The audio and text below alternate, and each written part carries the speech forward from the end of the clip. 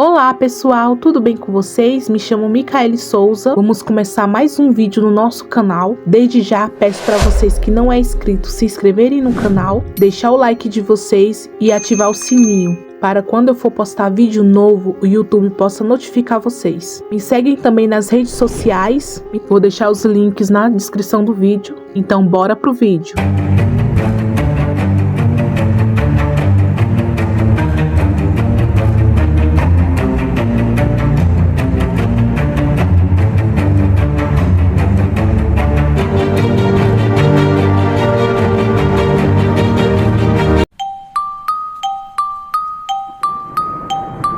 Joshua Maddox nasceu no dia 9 de março de 1990. Ele morava em Woodland Park, Colorado, uma pequena cidade com uma população de cerca de 7.500 habitantes. Josh tinha 1,80 m. Aparentemente, tinha uma mente criativa e um espírito livre. Ele tinha uma atitude despreocupada em relação à vida. Deixou o cabelo crescer, amava música, tocava violão e passava grande parte do seu tempo livre escrevendo. Na escola, ele era um aluno brilhante e aparentemente muito querido e conhecido. Sua mãe e seu pai eram divorciados e Josh morava com seu pai Mike e duas irmãs, Kate e Ruth. No dia 8 de maio de 2008, Josh sai de sua casa para dar um longo passeio. Ele se despediu da sua irmã Kate, dizendo que iria fazer uma longa caminhada. Então as horas foi passando e nada de Josh chegar em casa. Mas sua família não estranhou, porque fazer longas caminhadas não era nada fora do comum para Joshua. Ele já teria feito isso outras vezes. Então foi passando dias e nada do Joshua aparecer. Os seus familiares começaram a se preocupar. Foi quando seu pai apresentou uma denúncia de pessoa desaparecida no dia 13 de maio. Quando o pai dele apresentou a denúncia, já fazia 5 dias que Joshua não aparecia em casa. Mike disse: "Eu acordei em uma madrugada e Josh estava lá. Então ele simplesmente nunca voltou para casa. No dia seguinte, ele ainda não voltou para casa. Liguei para os amigos dele, ninguém tinha visto, ninguém sabe onde ele está. Ele não falou nada a ninguém. Foi quando eu percebi que algo errado havia acontecido com meu filho e entrei em desespero." Embora 2 anos antes do seu desaparecimento, dia 1º de junho de 2006, uma semana antes de sua formatura no ensino médio, seu irmão mais velho, chamado Zachary, cometeu suicídio aos 18 anos. Seu pai falou sobre a trágica morte do filho e como isso afetou Josh. Apesar desse período difícil, no entanto, sua família notou que Josh estava bem e feliz na época em que desapareceu. As buscas por ele foi bem difícil, porque a floresta era muito gigantesca. Mesmo com dias, semanas e meses dedicados às buscas por Joshua, o paradeiro dele permaneceu desconhecido. Mesmo com a ajuda de vizinhos e amigos, as autoridades locais procuraram ele também em condados próximos. Entraram em contato até com abrigos sem teto para ver se Joshua havia passado por ali, mas não tiveram nenhum resultado. A polícia suspeitou que Josh tivesse fugido ou até mesmo se machucado de propósito, devido à morte do seu irmão Zachary anos atrás, mas a família insistiu que esse não era o caso. O Joshua, pessoal, era considerado um jovem muito inteligente e alegre. Ele era muito querido pelos seus colegas de classe e amigos próximos, tornando improvável que ele tivesse fugido ou feito qualquer coisa para se prejudicar. Seu passado revelou que ele não tinha nenhum sinal de doença mental. Ele também não tinha inimigos conhecidos e nunca havia sido acusado de uso de drogas. Então não havia nenhuma razão para que ele pudesse ter fugido. Na época que Josh desapareceu, ele estava com 18 anos. O caso então ficou em aberto. Em 2015, Chuck Murphy, um construtor imobiliário, estava demolindo a sua velha cabana de madeira. A cabana ficava em um grande pedaço de terra cercado de pinheiros altos. A cabana não era usada há mais de 10 anos e estava em péssimo estado de conservação. Chuck tomou a decisão de demolir a cabana para dar lugar ao empreendimento imobiliário. Anteriormente, havia sido um infame complexo de bebidas e jogos de azar. O proprietário se chamava Big Bash Extremes. Bergströms veio da Suécia para a América em 1912 e administrou o local como um estabelecimento para refeições e bebidas após o fim da proibição. Por outro lado, no entanto, ele usava o rancho como antro de jogos de azar ilegais e, segundo rumores, oferecia prostituição. Ele foi preso pelo FBI, mas o júri, que presumimos ter gostado um pouco do que Bert ofereceu, prontamente o considerou inocente. Em 2005, o irmão de Chuck morou na cabana, mas desde que se mudou, ela se tornou um depósito e raramente visitava a propriedade.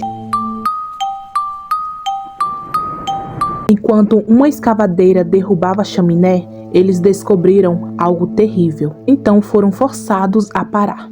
Dentro daquela chaminé estava um corpo humano mumificado. Estava curvado em posição fetal, com as pernas para cima da cabeça. Eles imediatamente chamaram a polícia. Assim que chegaram no local, os policiais e o legista do condado, que estavam acompanhados por especialistas forenses, usaram registros dentários para identificar o cadáver. E foi descoberto que o corpo que estava enfiado naquela chaminé era de Josh Maddox. A família de Maddox ficou chocada quando a notícia da descoberta do corpo de Josh foi entregue. A cabana ficava apenas 2 quarteirões da casa da família, mas as buscas haviam ignorado o prédio. Josh ficou 7 anos desaparecido. Eles examinaram então o corpo de Josh. Os resultados da autópsia revelam que Josh não tinha drogas em seu sistema e que o corpo não tinha ossos quebrados, nem que ele sofreu qualquer tipo de ferimento por arma de fogo ou faca. A hipótese levantada pelo legista é de que Josh teria tentado descer pela chaminé e ficado preso. Ele afirma que a morte de Josh não foi repentina e que provavelmente ele morreu de hipotermia ou desidratação, já que a temperatura na época do seu desaparecimento caiu menos 6 graus Celsius no ponto mais frio. O legista declarou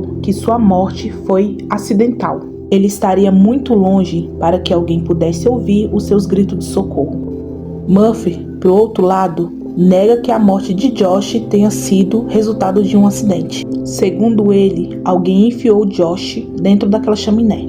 Se essa teoria do Murphy estiver certa, seriam necessárias pelo menos 2 pessoas para colocar Josh daquela forma como foi descoberto.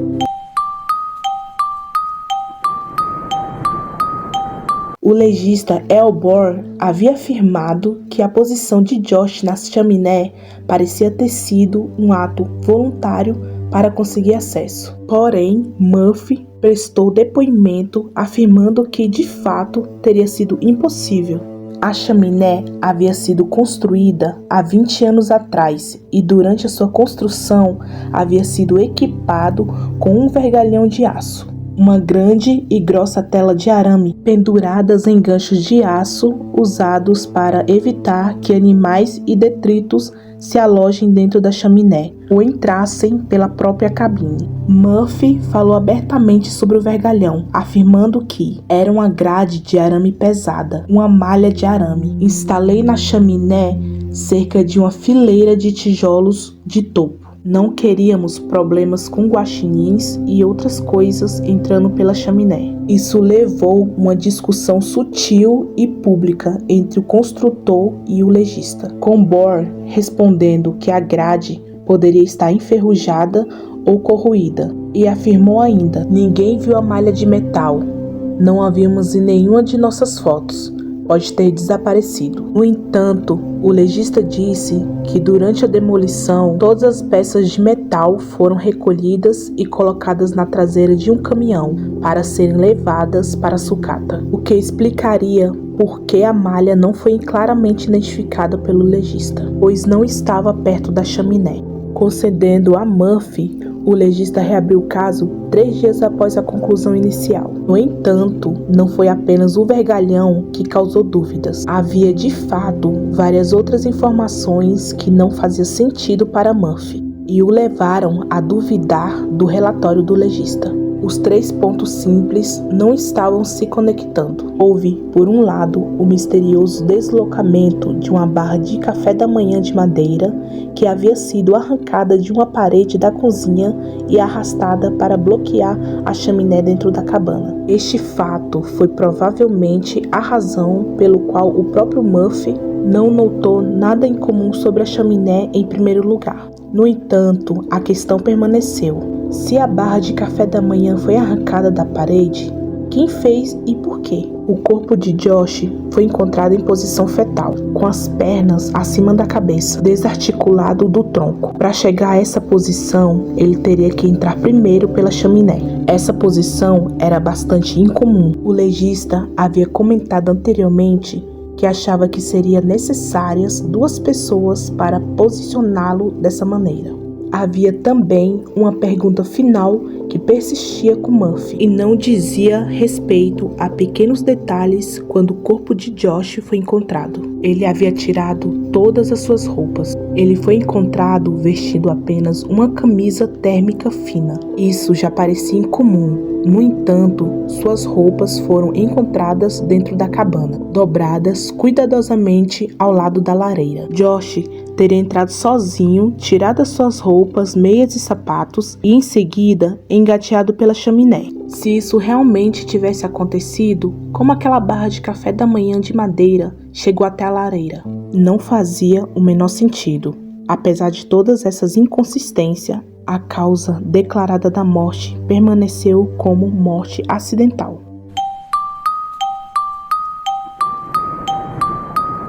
Anos mais tarde, houve apenas um suspeito interrogado, chamado Andrew Richard Newman. O apelido dele era Andy. Ele foi uma das últimas pessoas a ver Josh vivo. Uma das testemunhas alegou que Andy havia se gabado de ter matado Josh. Além disso, ele tinha uma extensa ficha criminal, que incluía agredir um policial, embriaguez desordenada, roubo e agressão. Ele também havia sido pego por esfaquear um homem deficiente até a morte. E foi descoberto que ele admitiu ter assassinado uma mulher e colocado ela dentro de um barril em Taos, Novo México. Mas a polícia já havia prendido alguém pelo assassinato da mulher e decidiu cobrar do cara ao invés de Andy. Os amigos e familiares de Josh cobrou da polícia para que Andy fosse investigado mais profundamente, mas os pedidos foram rejeitados. Segundo a polícia, não foi encontrado nenhuma evidência que ligasse ele ao desaparecimento ou morte do rapaz. Apesar das inconsistências, a polícia estabeleceu a causa como morte acidental. Ruth declarou: "É tudo muito estranho para a família. Muitas perguntas sobre o caso, mas pelo menos agora temos um encerramento e podemos dar um funeral que ele merece." Kate declarou também em suas redes sociais uma mensagem que dizia: "Eu esperava que Josh voltasse para a casa de meu pai a qualquer momento, com sua esposa e filhos pequenos." Há pessoas que dizem que Andy está internado em um hospital psiquiátrico, mas não se sabe se essa informação é verídica. E o caso se mantém encerrado e a morte de Josh continua como acidental. Mesmo com muitas perguntas sem respostas, o caso permanece sem solução. Por hoje é só, pessoal. O que vocês acharam desse caso? Não esqueça de deixar o seu like. Deixem aí nos comentários qual é o próximo caso que vocês querem que eu conto. Um beijo no coração. Até o próximo vídeo.